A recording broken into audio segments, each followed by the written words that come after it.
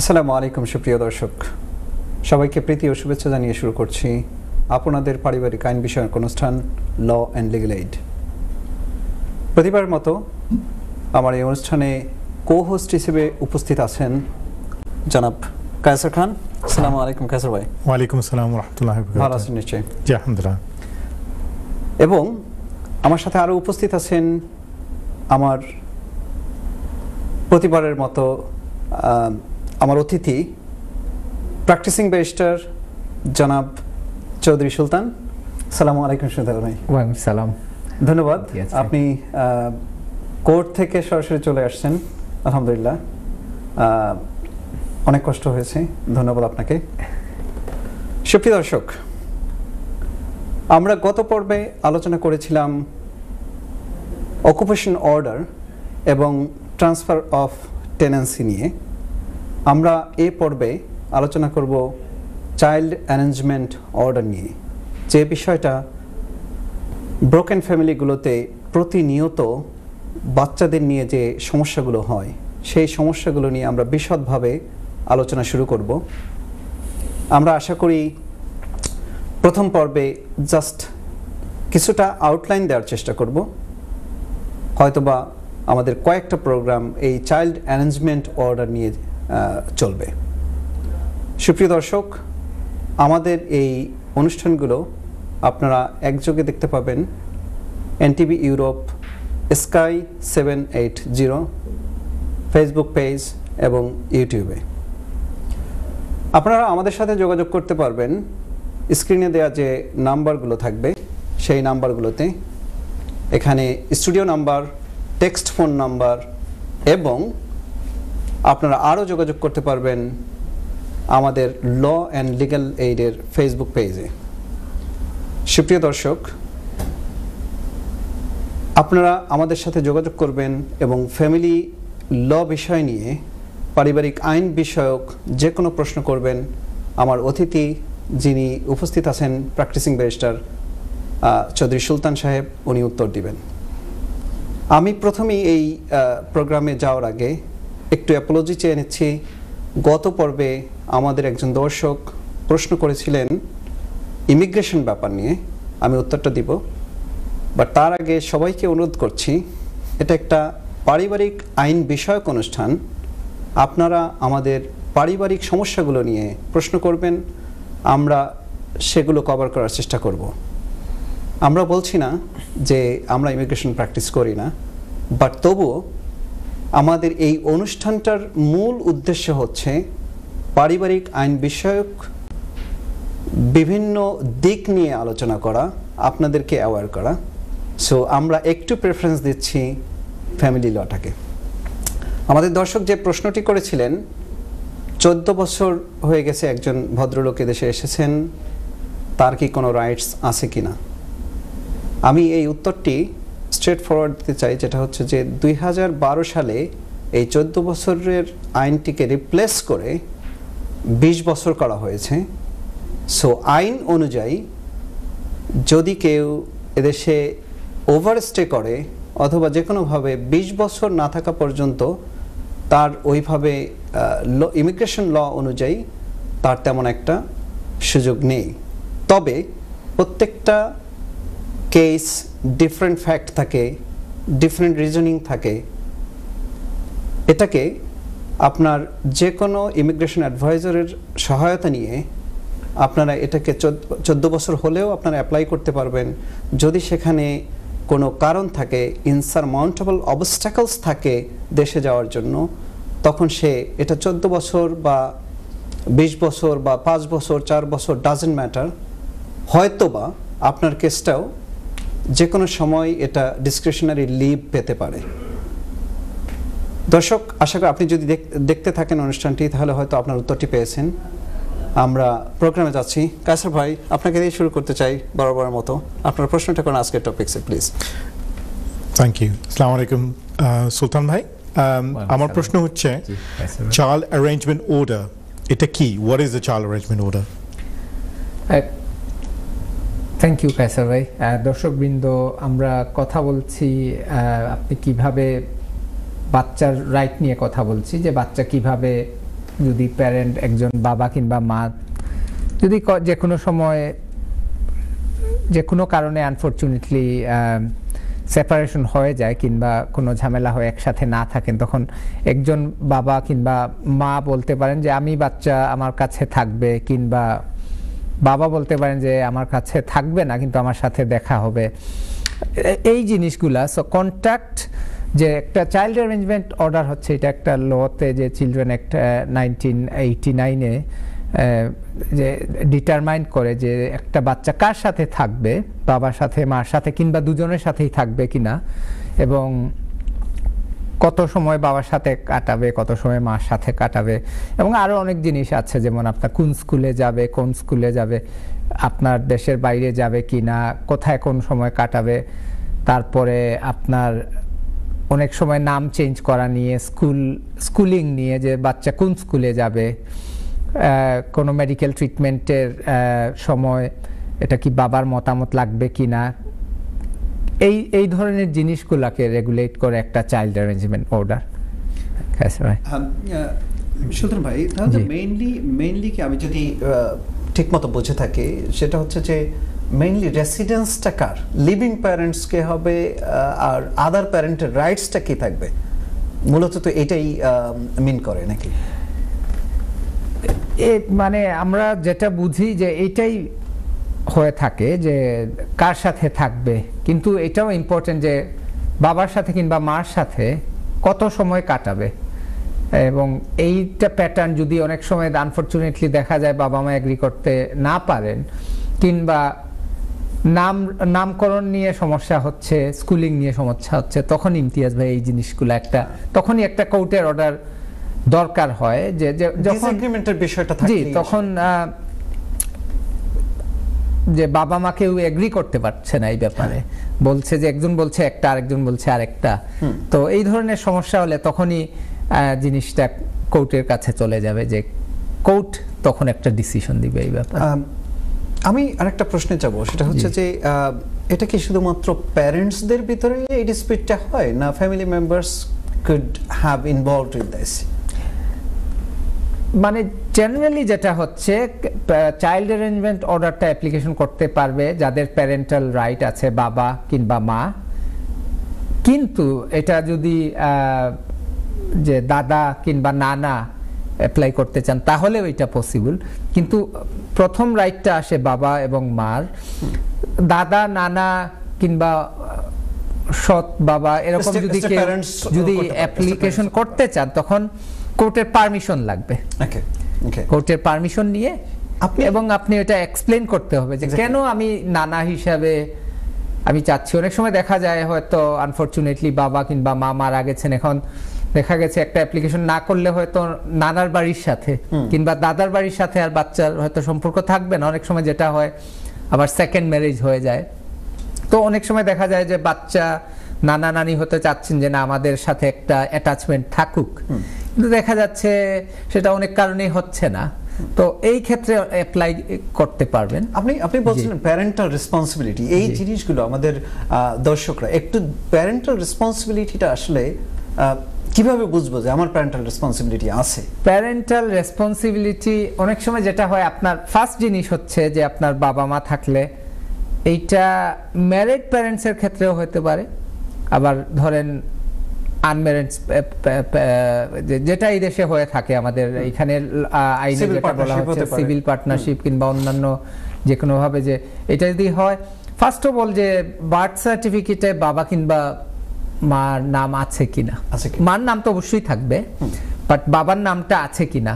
তো অনেক সময় দেখা যায় যে নাই, এর মানে নয়, এটা নয় দর্শকরা যে তার মানে যে বাবার প্যারেন্টাল রাইটস নাই। অনেক সময় যেটা হয়, এটা নিয়ে যদি ডিসপিউট থাকে যে কেন বাবার নাম যেহেতু নাই বার্থ সার্টিফিকেটে, এই জন্য যে বাবার রাইট না, এটা ঠিক না। অনেক সময় যদি এটা প্রমাণিত হয় যে না ওই সময় বাবা মা একটা রিলেশনশিপে ছিল কিংবা ওনারা ম্যারিড ছিল, কিংবা এটা নিয়ে যদি ডিসপিউট হয়, তখন যে ডিএনএ টেস্ট করে সেটা ইজিলি ডিটারমাইন করা যাবে যে আসলেই যদি কেউ বলে থাকেন যে বাবা সত্যি কিনা সেটা মানে কনক্লুসিভলি একটা সায়েন্টিফিক টেস্ট করে সেটা বের করা যাবে।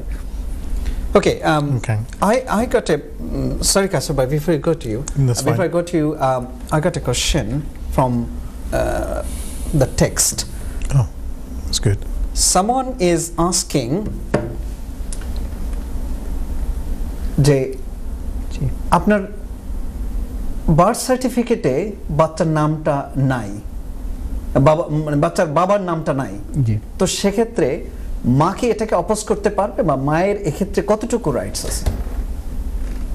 আই থিঙ্ক আমি দর্শক থ্যাংক ইউ প্রশ্নটার জন্য, খুবই রেলেভেন্ট যে এই প্রশ্নটা আসছে, আমরা এটা নিয়েই কথা বলছি।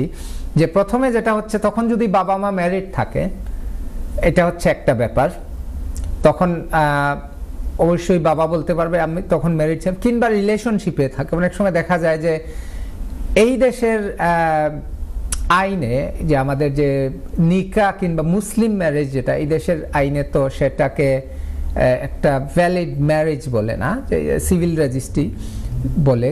তো এটা যদি কখনো কোনো ডিসপিউট থেকে থাকে, এটা কোর্ট এটা নিয়ে একটা ডেক্লারেশন দিতে পারবে। বাবাকে আপনি বলতে চাচ্ছেন যে বাবাকে যদি মা কনসেন্ট না দেয়, জি, তাহলে বাবাকে অ্যাপ্লাই করে কোর্ট থ্রুতে এটা পারমিশন নিয়ে তারপরে অ্যাড করতে হবে। am I right to say that? জি, তখন অ্যাপ্লিকেশন করতে পারবেন। অ্যাপ্লিকেশনে গেলে তখন যে সময় কোর্টে যাবে তখন কোয়েশ্চন আসবে, প্রশ্ন করা হবে যে তখন তো আপনারা ম্যারিড ছিলেন, তাহলে আপনি কেন বলছেন যে বাচ্চার বাবা সে না, অথবা বাচ্চার বাবার নাম কেন আপনি ইনক্লুড করবেন না?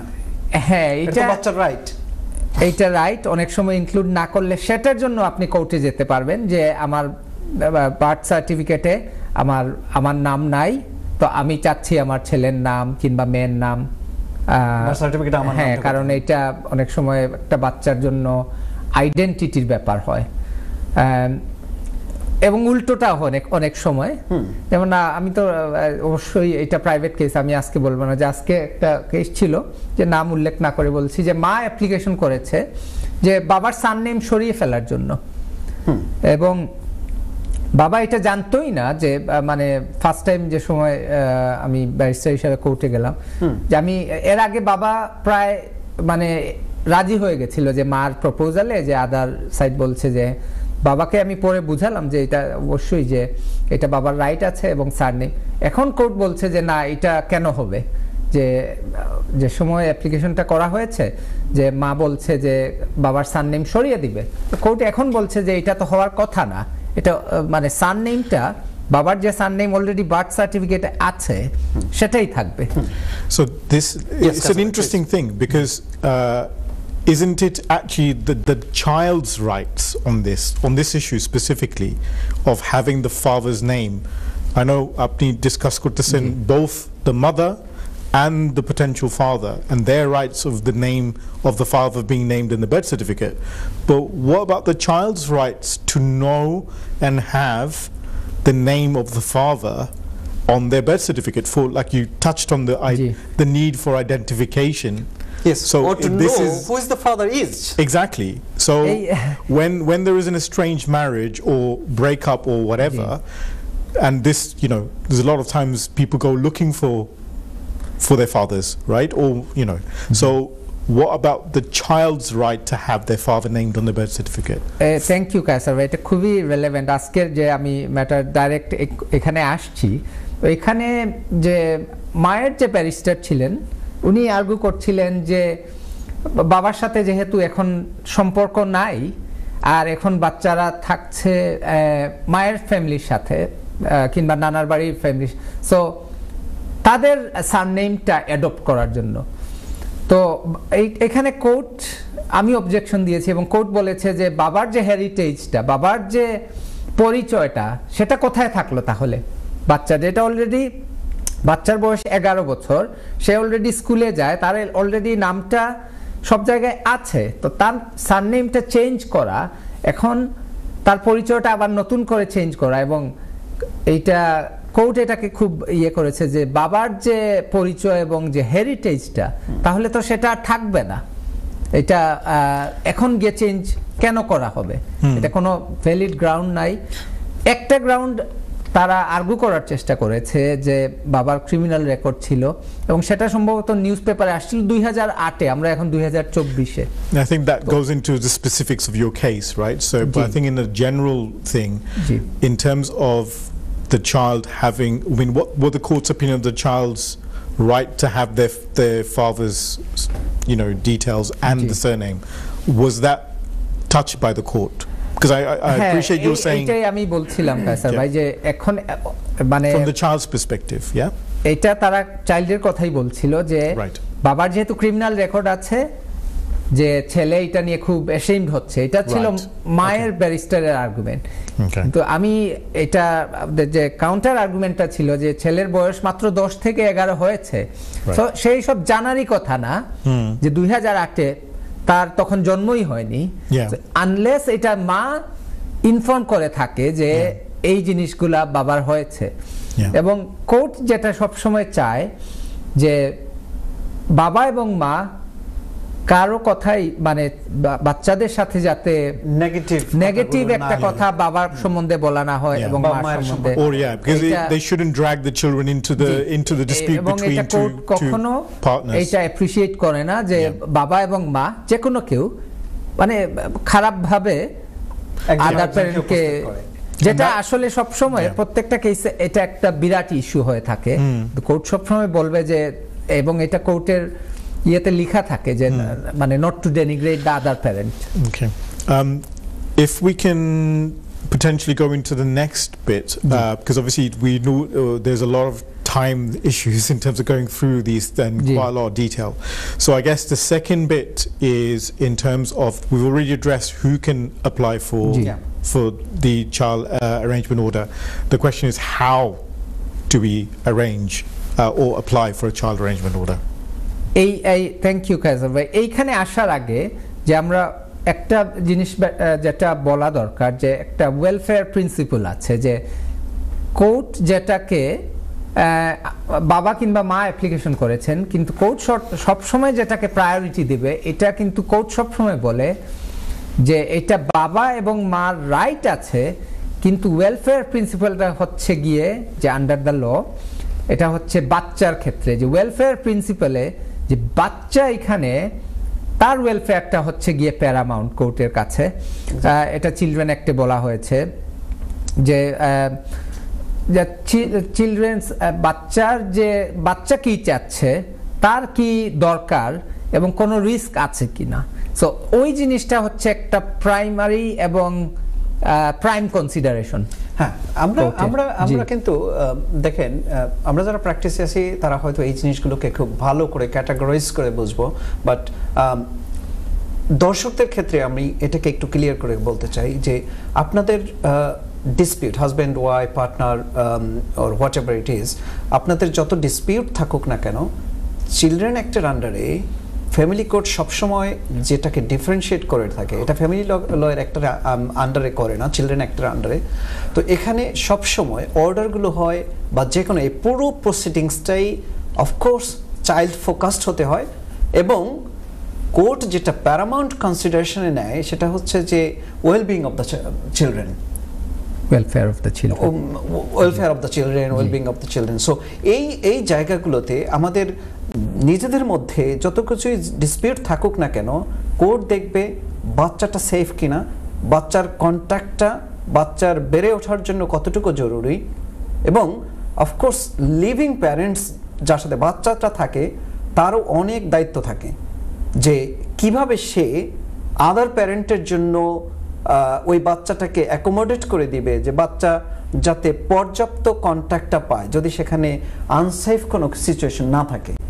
সুলতান ভাই যদি এই বিষয়ে আরেকটু অ্যাড করেন। জি, এইটা এই ওয়েলফেয়ার অফ দ্য চিলড্রেনটা তখন আসবে যে সময় আপনার অ্যাপ্লিকেশনটা কোর্টে করা হবে, তখন যে কাফকাস ইনভলভ হবে। আমি একটু এই জিনিসটা টাচ করব ইমতিয়াজ ভাই।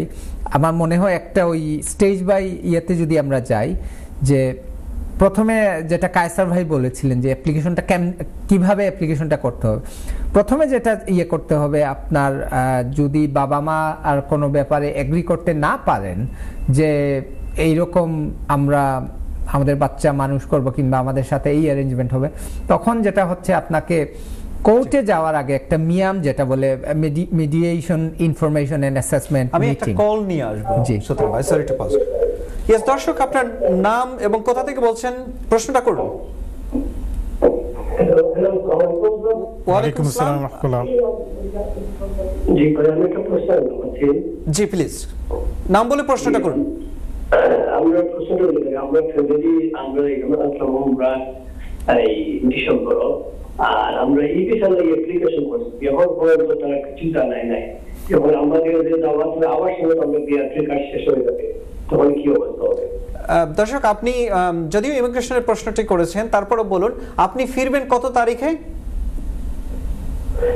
5 তারিখ, 5 জানুয়ারি। 6 জানুয়ারি।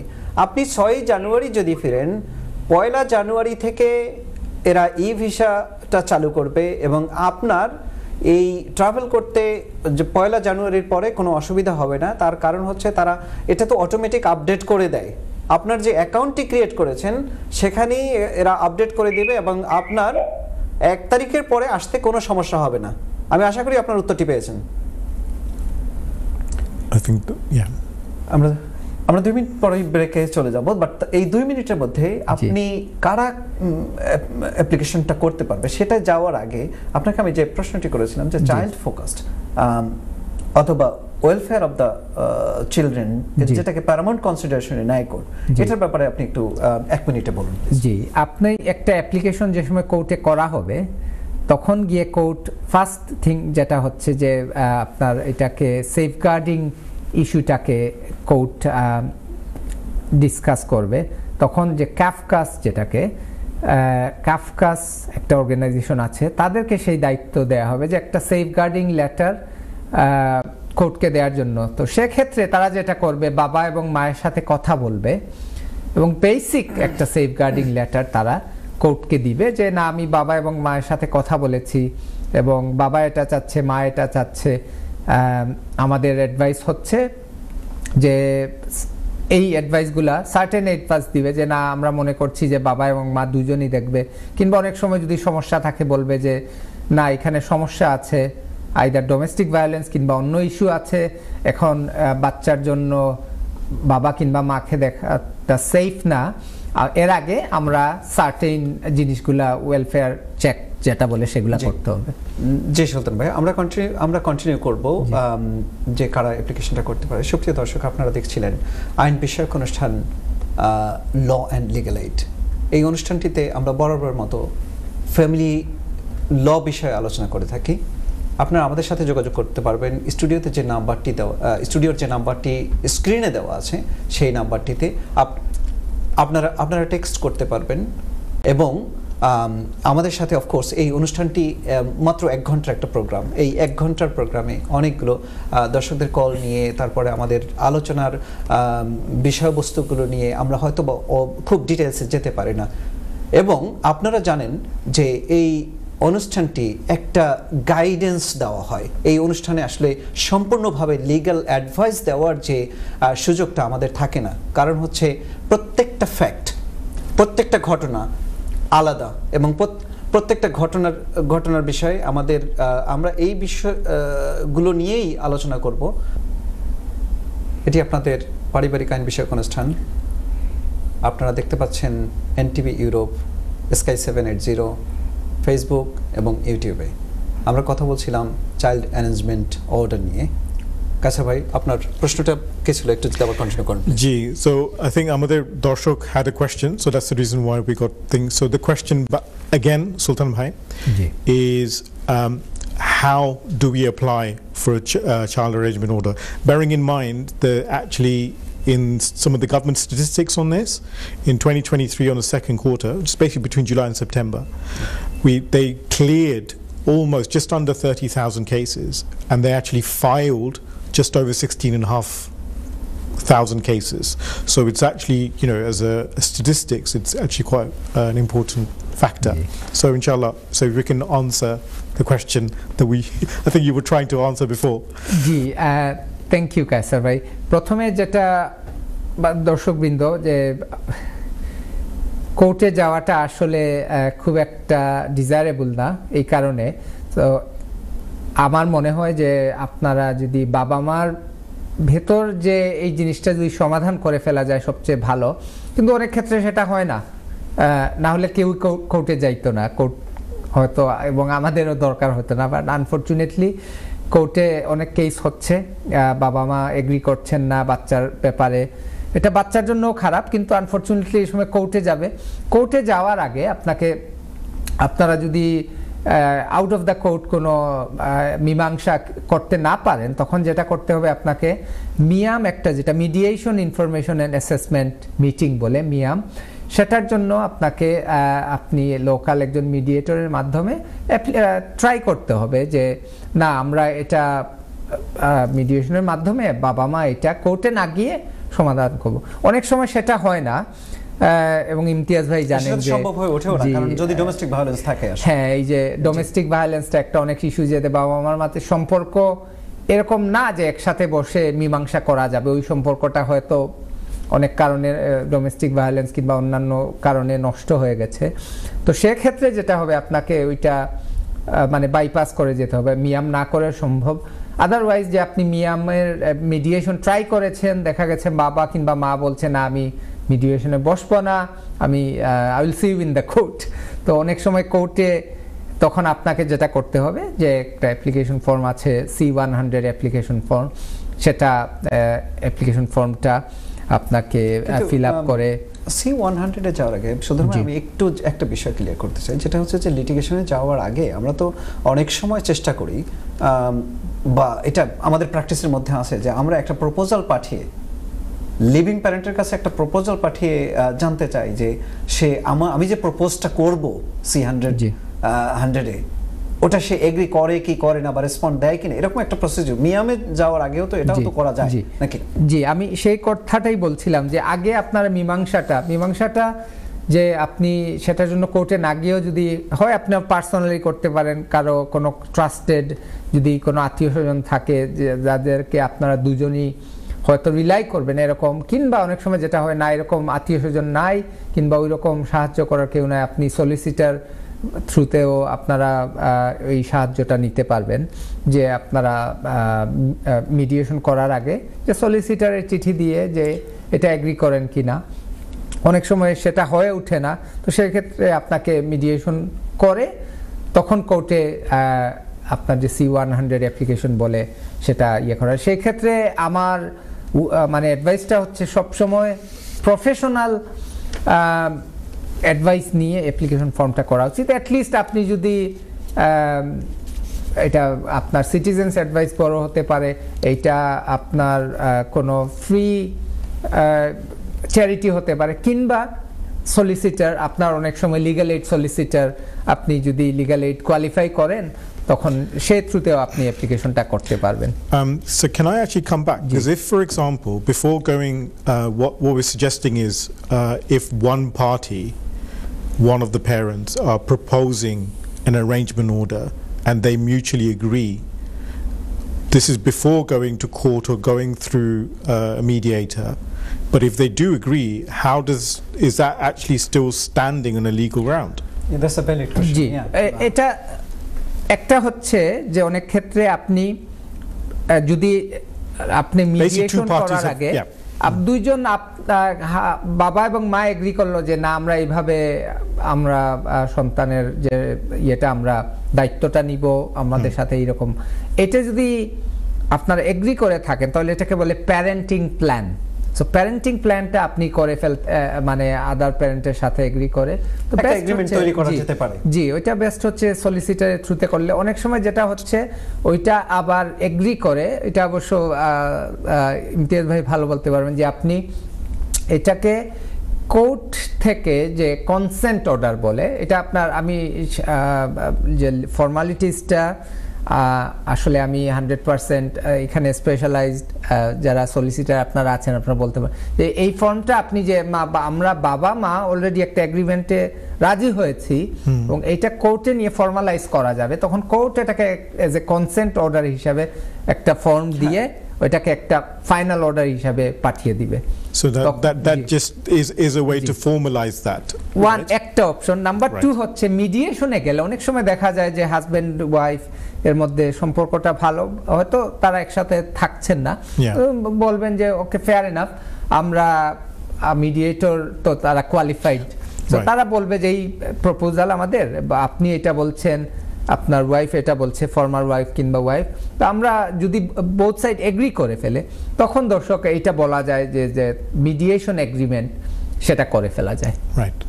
জি সুলতান ভাই, আপনি কোর্ট প্রসিজার সম্পর্কে বলছিলেন, যেটা C100 আর কি C100। আরেকটা যেটা হচ্ছে অনেক সময় যেটা হচ্ছে যদি এমন হয় যে অন্যান্য প্রবলেম আছে, লাইক ডোমেস্টিক ভায়োলেন্সের কোনো ইস্যু থাকে, তখন আপনি সেটাকে আরেকটা ফর্ম আছে যে C1A, সেটাও ফিল আপ করা লাগে, যে বলে কি আপনি খালি মানে এটা বলাটা যথেষ্ট না যে ডোমেস্টিক ভায়োলেন্স, আপনার স্পেসিফিক্যালি বলতে হবে যে কি ধরনের ভায়োলেন্স, এটা কি ফাইন্যান্সিয়াল অ্যাবিউজ, ফিজিক্যাল অ্যাবিউজ কিংবা ইমোশনাল অ্যাবিউজ, এই কথাগুলা আপনাকে বলতে হবে।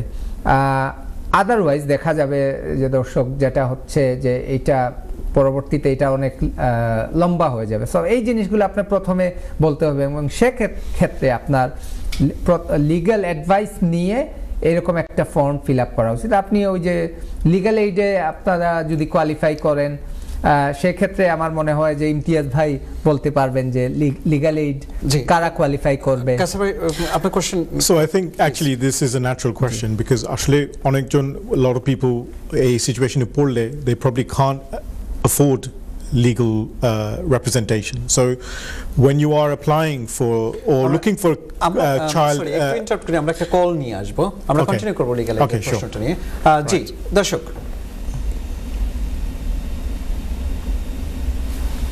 জি দর্শক, আসসালামু আলাইকুম। আসসালামু আলাইকুম। জি আপনার নামটা বলে প্রশ্নটা করুন প্লিজ। জি আমার নাম লিমা। আমার আসলে একটা কোশ্চেন ছিল, ওই যে আমি ন্যাচারালাইজেশনের জন্য অ্যাপ্লিকেশন করবো, বুঝছেন, তো ওখানে যে একটা ইমেজ করছে তারা যে দুইজন গেস্ট নিতে পারবো, তো আমার কোয়েশ্চন ছিল বাংলাদেশ থাকি যে আমার আম্মা বা আমার বোন ওরকম কাউকে আনতে পারবো কিনা। থ্যাংক ইউ দর্শক, আপনাকে প্রশ্নটা করার জন্য আসলে ধন্যবাদ। এটা আমি আপনাকে বলি, আপনি যে প্রশ্নটি করেছেন এটা একটা ভিজিটর ভিসার রিলেটেড কোশ্চেন। আমি প্রশ্নের উত্তরটি দিচ্ছি, আপনার যদি সাবসিকুয়েন্ট কোনো কোশ্চেন না থাকে। আর কোনো কোশ্চেন আছে? জি না, ওইটাই। থ্যাংক ইউ, আপনি দেখতে থাকুন, আমি উত্তরটি দিচ্ছি। দর্শক, আপনারা ভিজিট ভিসার জন্য যে কোনো লেজিটিমেট কারণ দেখিয়ে আপনি অ্যাপ্লাই করতে পারবেন, কিন্তু এই অ্যাপ্লিকেশন করার ক্ষেত্রে আপনাদেরকে যথেষ্ট সতর্ক থাকতে হবে যে জেনুইন ইন্টেনশনটা কি এটা দেখাতে হবে, এবং এটা একটা বিশদ বাংলাদেশেও আপনাকে দেখাতে হবে যে লোক এই দেশে আসবে সে আবার ফিরে যাবে, তার যথেষ্ট ব্যাকহোম টাইজ আছে, যে তার ফিরে যাওয়ার যথেষ্ট কারণ আছে। সেটা হতে পারে ফাইন্যান্সিয়াল কানেকশনস অথবা ফ্যামিলিয়াল কানেকশনস। আর আপনি যে কথাটি বলেছেন সেটা হচ্ছে যে ফ্যামিলি ভিজিট, আপনার একটা ইম্পর্টেন্ট লাইফ ইভেন্টের জন্য আপনি আপনার আত্মীয় স্বজনকে আনতে চাচ্ছেন, অবশ্যই এটা সম্ভব, কিন্তু আপনাকে অ্যাপ্লিকেশনের আগে দেখতে হবে যে আপনি যে ডকুমেন্টেশনগুলো ফাইন্যান্সিয়াল অ্যাবিলিটিস প্রমাণ করার জন্য যে কাগজগুলো দিচ্ছেন সেগুলো প্রপারলি হোম অফিসে সাবমিট করছেন, তাহলে আপনার এটা সাকসেস হওয়ার সম্ভাবনা আছে এবং এটা লেজিটিমেট কারণ আপনি দেখাতে পারেন। আশা করি আপনি উত্তরটি পেয়েছেন। So coming back to the question, right? So because of financial struggle, if a parent or is looking to apply for a child arrangement order and they can't afford it, do they have access or are they eligible for legal aid? And this is the question to you. এইটা আসলে legal এইডের eligibility আমার মনে হয় ইমতিয়াজ ভাই যে তিনি specialist, উনি ভালো বলতে পারে। প্রশ্নটা আপনি একটু।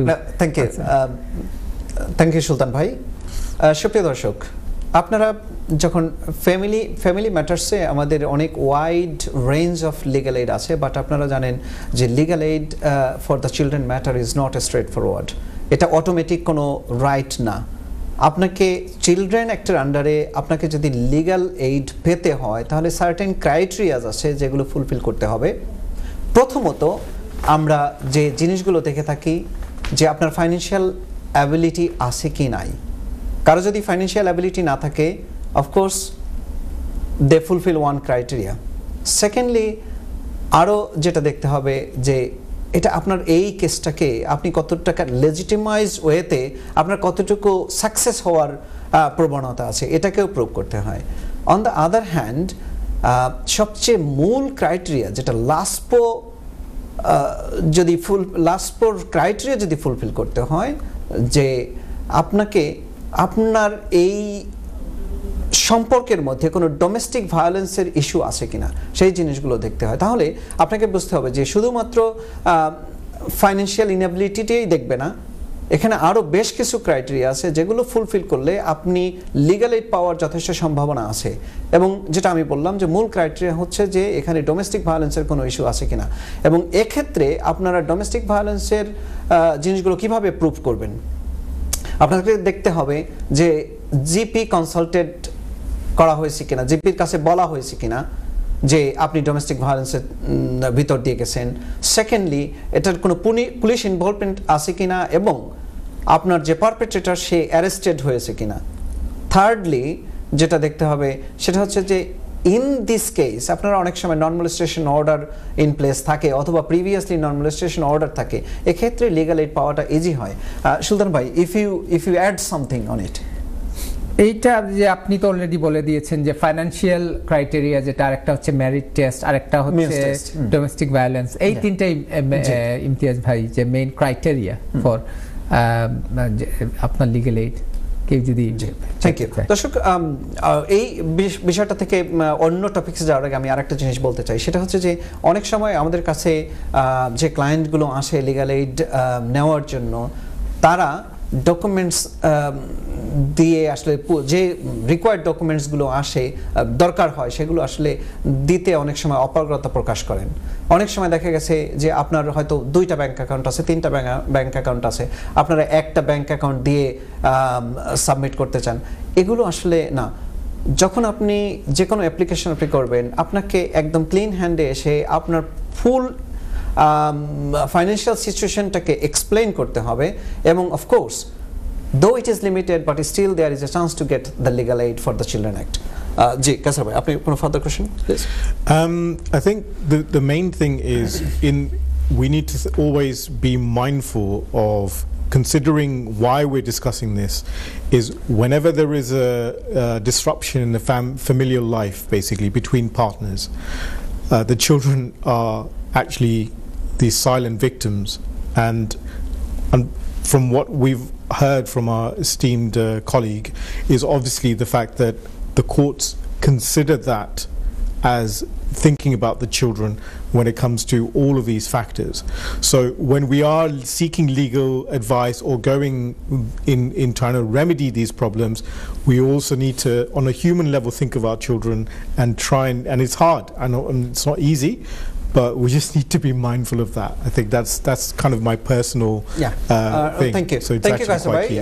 সুপ্রিয় দর্শক, আমি আর একটা জিনিস অ্যাড করতে চাচ্ছি, সেটা হচ্ছে যে আপনারা যারা বাবা মা আছেন, চিলড্রেন ডিসপিউটসগুলো যখন আসে, আমরা রিকোয়েস্ট করব আপনারা কনফ্রন্টেশনে না গিয়ে বাচ্চার ওয়েলফেয়ার দিকটাকে চিন্তা করবেন।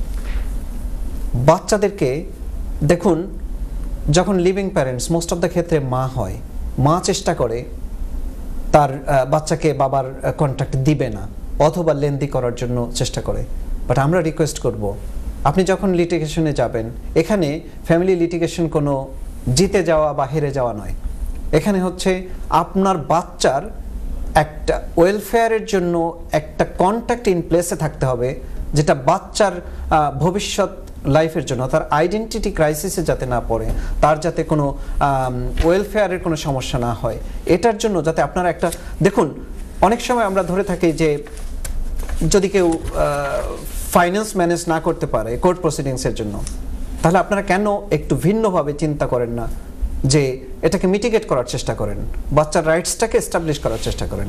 In that case of course still আপনারা যদি নেগোশিয়েট না করতে পারেন, আপনারা যদি কোনো কম্প্রোমাইজ না করতে পারেন, তাহলে হয়তোবা আপনারা চেষ্টা করতে পারেন ওকে যদি ম্যাকেনজি ফ্রেন্ড বলে একটা কথা আছে, আপনারা ম্যাকেনজি ফ্রেন্ডের সহায়তা নিয়ে এই যদি লিটিগেশনে যেতেই হয় তাহলে তাদের সহায়তা নিয়ে আপনি কোর্টের অ্যাসিস্ট্যান্স নিতে পারেন।